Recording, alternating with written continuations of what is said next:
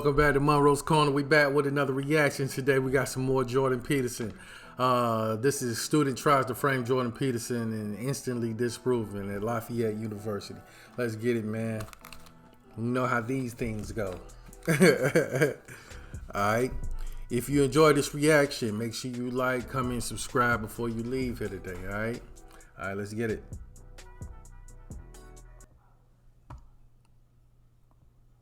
So the idea that I've put thought into this is perhaps an optimistic one, but as you might imagine, you've been a topic of conversation on this campus a lot in the past week or so, certainly among a lot of us who discuss politics. And one of the things that sort of united people who like and dislike a lot of your ideas is that we appreciate your defense of free speech, and we appreciate you coming here to talk about it with us. But one of the things I thought was really interesting is Professor Van Dyke addressed the distinction between you and Jonathan Haidt. And you mentioned this as sort of a temperamental one. And I think, I'm sure that's true to some extent, but I noticed you've made a lot of more sort of substantively inflammatory claims. Like in the course of this lecture, you called the authors of Facebook posts demons and totalitarians. In past events, you've called them things like neo-Marxists, cultural Marxists. You've called them, I believe, a fifth column that is committing treason against the West. And it seems to me this is more than temperamental. This is a substantive difference. And it's a substantive difference, and, yes. And another thing you've done is that, unlike Haidt, you have a more sort of comprehensive political program. You've talked a lot in defense of traditional hierarchies, both of gender, of class, so on, though emphatically not of race. And so it seems that I haven't talked about defense of traditional hierarchies in terms of gender and class. That's not true. Well, you've talked about hierarchies in society. You've talked about that's true. He corrected him already. I mean, you got to come at this guy. You got to definitely come at him with the facts, and you definitely can't misquote nothing he said because he's gonna catch it. Not true. Well, you've talked about hierarchies in society. You've talked about that's true. I have done that, but I haven't class? justified them on the basis of gender and class. Whatever. Well, okay, but you talk not about, okay. That's an important distinction. Okay, but you defend hierarchy. It's not okay. Like, it's important.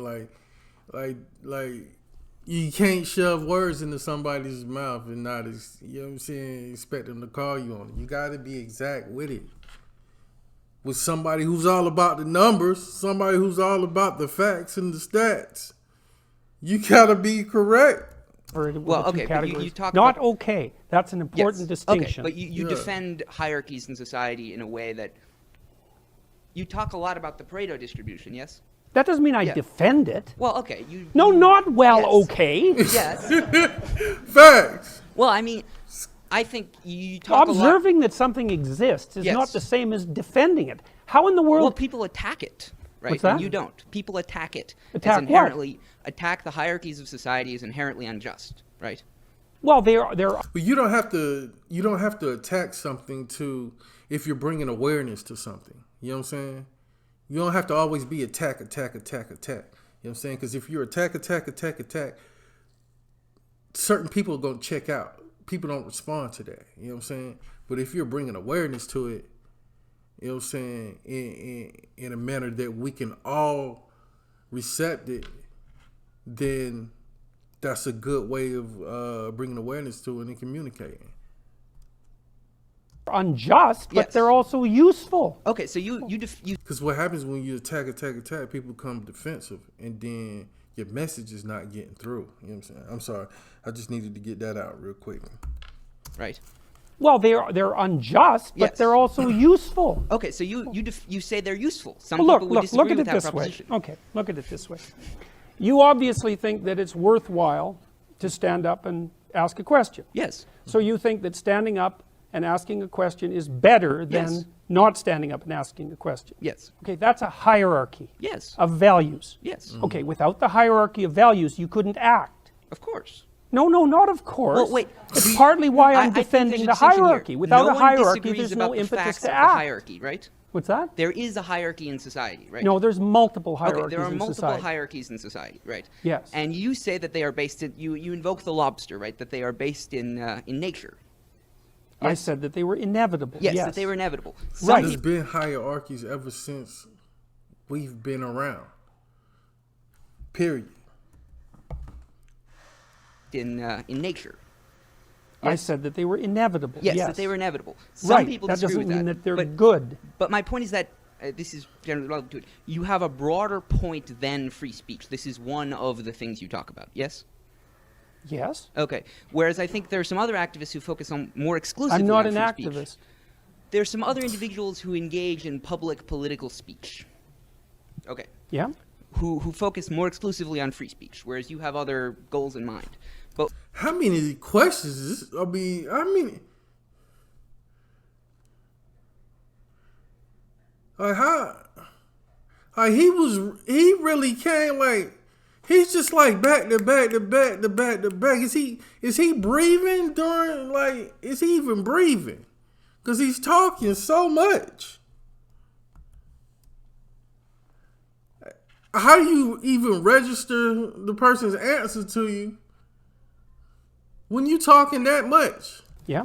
who focus more exclusively on free speech, whereas you have other goals in mind. But one of the things that your more inflammatory language, and it's fair, it's a substantive disagreement, has done, I think, is it's politicized this free speech to an extent that someone like Haidt hasn't. I've noticed that when someone hears the term free speech now, they associate it with a specific set of thinkers, often as viewed as on the extreme right. And I think arguably that's the problem of all factions in society, because free speech should be a universal value. Polls certainly suggest that it's coming under increasing threat from both sides. But I suppose the heart of my question, in addition to, of course, these other observations, is that do you believe free speech is your primary end, or do you believe these other points you're making are important? Because I've heard you a bunch of times defend free speech sort of contextually, like you've complained about some of the laws in Canada that you See, he asks a question, and then he goes into a statement right after he asks the question. Then he'll ask another question and goes into another rant. He's just like rant. It's like one big rant. Times defend free speech primary Watch. end, or do you believe these other points you're making are important? Because do you believe free speech is your primary end, or do you believe these other points you're making are important? Because Boom. Stop. Let him answer that. You know what I'm saying? But no, this is he continues on. Do you believe free speech is your primary end, or do you believe these other points you're making are important? Because I've heard you a bunch of times defend free speech sort of contextually, like you've complained about some of the laws in Canada that you dislike, that they institutionalize false facts into the law. But it seems to me that an absolutist defense of free speech makes no preference as to true or false. The point is that something, you are being forced to say something. It would be as bad as if you were forced to say something that is true, because the point of free speech is that you can say whatever you want, right? No. Where is he going with, like, yo?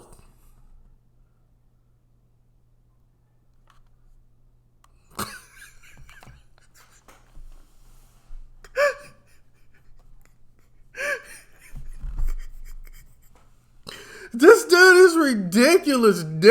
Yo, shout out to Jordan Peterson's patience, yo. Couldn't be me. Couldn't be me. Like, whoa, buddy. Whoa. Let me answer this one part you just said first before you finish with this damn rant. You done went on for another 30 seconds after you done asked the initial question.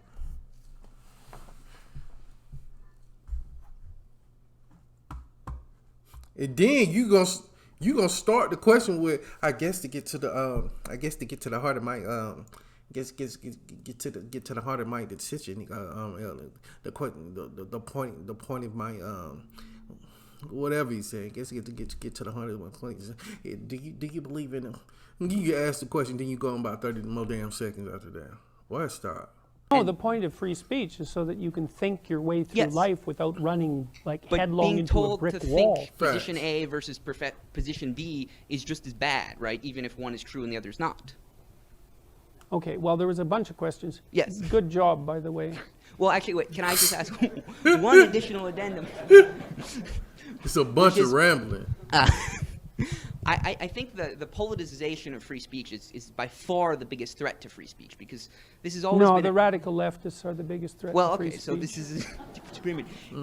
But I get your As point. The professor alluded to in previous questions, the substantive threats to free speech in much of the world, in Europe certainly, I think in the United States as well, from the government, have come from the radical right. And I think it's fair to say that on the specific narrow subset of certain departments on liberal arts colleges, it's fair to say a threat comes from the left, though its scope is in dispute. But My question is, do you think that the way you talk about free speech, the way you link it to specific issues, the way you use inflammatory language, and the way you seem to defend a specific set of free speech, there are certainly plenty of instances of free speech attacked on the other side that you don't mention as much. Do you think you risk politicizing this? Because it seems to me yes. that, okay, and do you not think that's a far greater threat? Because, for example, the NRA, the NRA is a group in the United States that defends guns rights, right? Okay, hold it. Yes. We need a question. Yes. Okay. Like I said, you're doing fine. It's just too much. Like I can't keep it straight. Do you think Facts. that we need a question. We need a question. Not rants.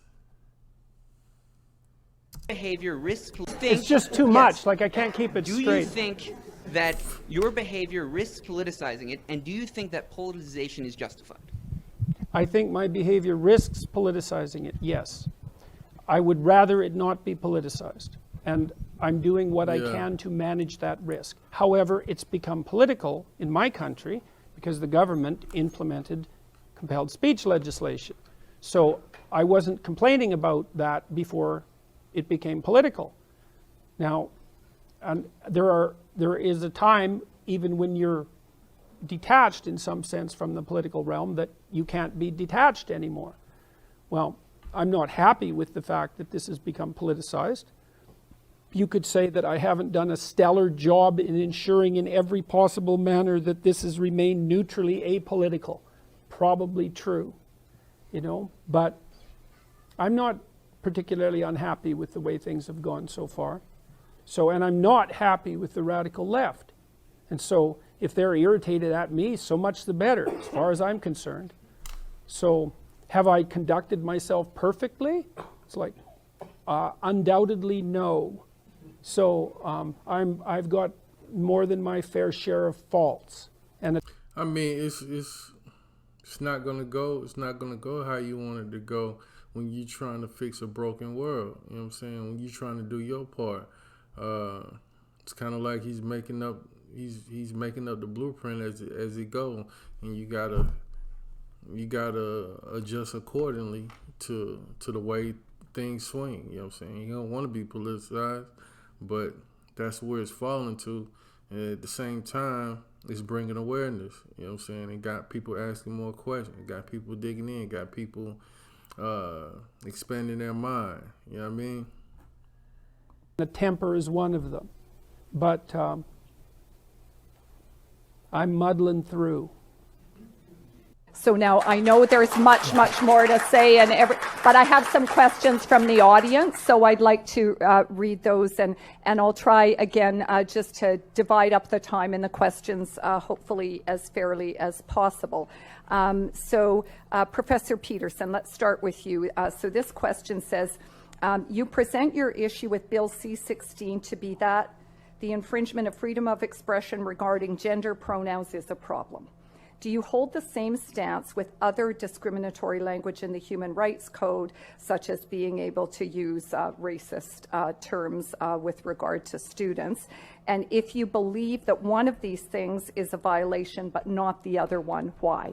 I'm not sure I read that out all that well, but you get the idea. Okay, well, so one thing I would like to point out before I answer that, just so you all notice, is that I have in fact been denounced today. And what I am saying has, in fact, been described as hate propaganda.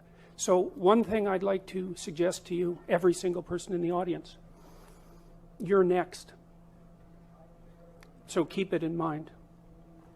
All right, so with regards to the question, well, first of all, I don't think that these issues are the same. I don't think they're the same at all.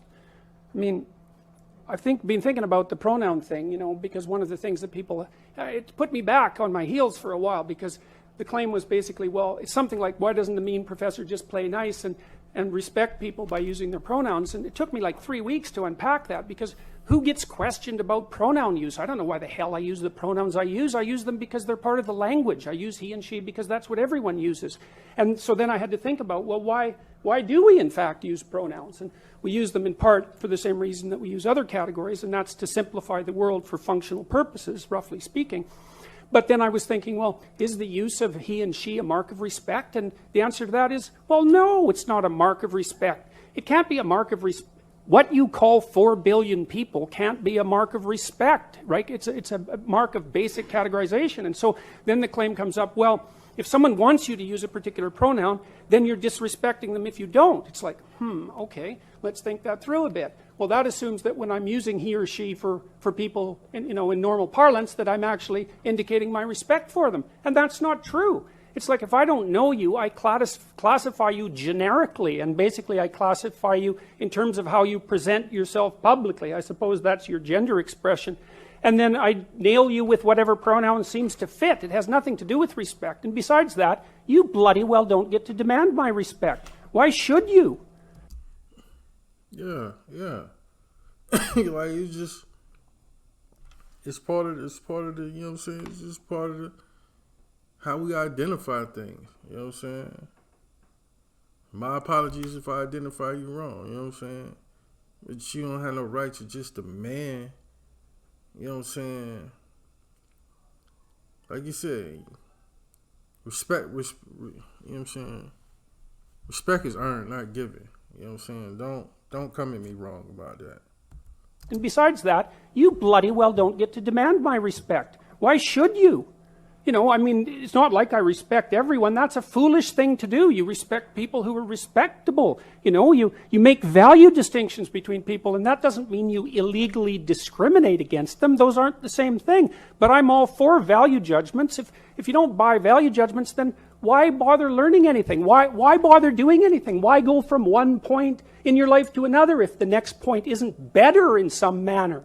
So don't tell me that I'm not respecting people when I don't use their gendered pronouns. And the other thing is, I don't buy this whole idea that the people who are putting this legislation forward are valid representatives of the trans community. That's what they say they are. We have mechanisms for deciding whether someone's a valid representative of a community, and that generally involves democratic voting. I've received at least 20 letters from transsexual people who are on my side, and by the way, 0 from others, believe it or not, who are perfectly happy with the idea of gendered pronouns. It's just they want to be the other one. Now, you can have a discussion about that, and there's lots of things to be said about it, but the idea that this community that's coming out and demanding these rights is somehow representative of this homogenous oppressed minority, I think is rubbish. Well, that leads us to our next question.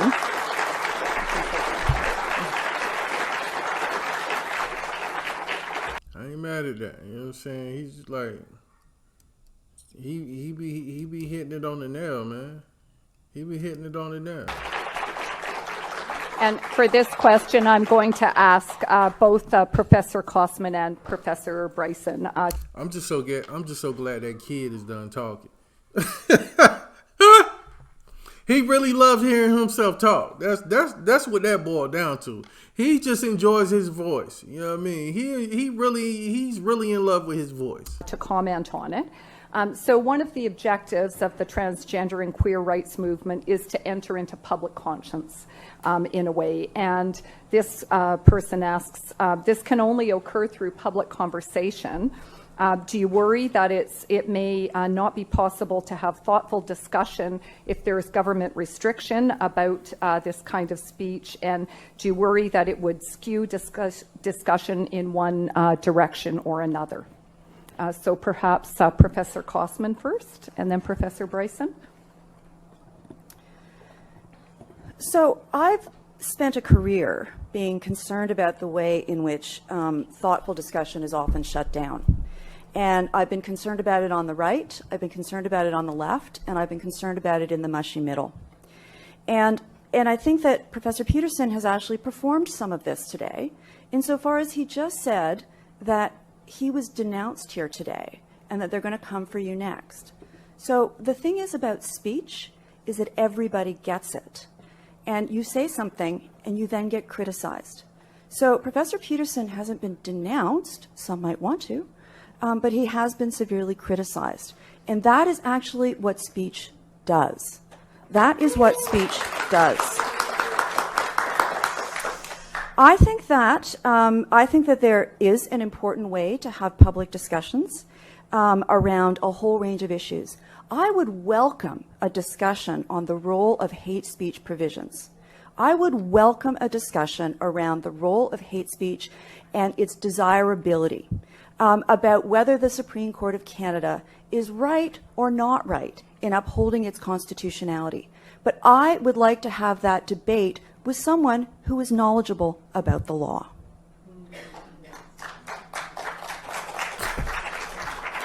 Thank you. And Professor. Those are her family and cousins who just clapped right there. Yeah, you dodged that very well. You dodged that question very well. Yes, you did. Because you was stuck. You didn't know where to go. You dodged that question very well. She was like that with it. Whoa.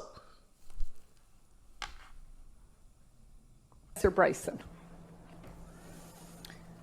One of the big questions that I had to deal with in considering whether or not to accept the very generous invitation of the not to accept. We say, watch how nothing she says makes sense. Oh my goodness. Thank you. And Professor Bryson.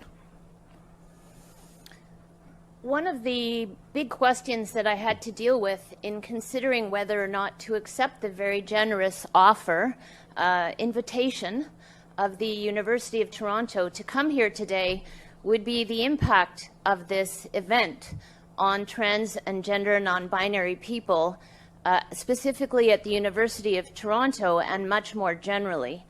And so, whereas I would say that I recognize practices of peer review, and practices of peer review are not denouncement.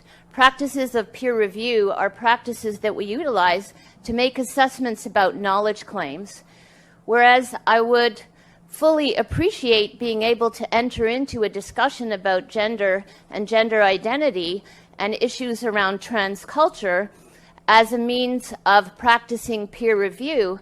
I think the difficulty that we've had, and we've managed to reproduce this difficulty here today, characterized just now by Dr. Peterson as simplifying the world for functional purposes. Simplifying the world for functional purposes is not what I recognize to be academic practice. This is not how we relate to knowledge. And so I think that there's a concern when we don't... It's not academic practice, but that's teaching. You're teaching someone to... subject claims that are being made as knowledge claims by people who carry titles at great Canadian universities, when we don't treat those knowledge claims in the same way that we would in any other field.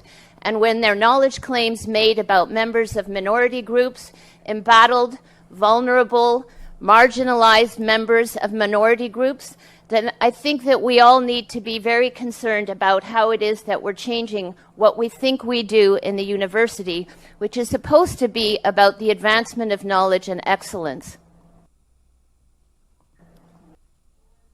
Thank you.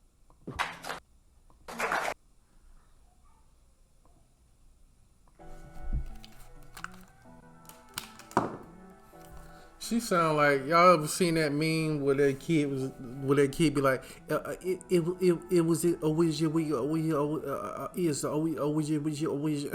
she sound like that kid. You know, she sound like early Ghostface Killer on Wu-Tang when Wu-Tang first came out, and we trying to figure out what the hell Ghostface talking about.